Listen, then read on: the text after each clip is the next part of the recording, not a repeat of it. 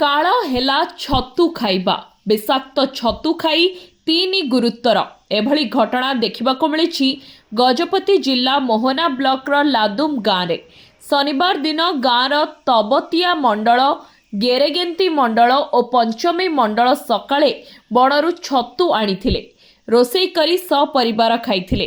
खाइबार किछि समय परे गोटिए परिवारर 3 जण गुरुतर होइथिले। किछि समय परे मोहना गोष्ठी स्वास्थ्य केन्द्र को ग्रामवासी सहयोग जाइथिले। डाक्तर चिकित्सा पर समस्त 3 जण अवस्था सुधुरीथिला। बहनर छतु आनिथिले आ खाइचंती बहुत सीरियस होइचंती सेठो मोहना हॉस्पिटल रे आनिचो एडमिट होइचंती एबे टिके वर्तमान भलो अछंती।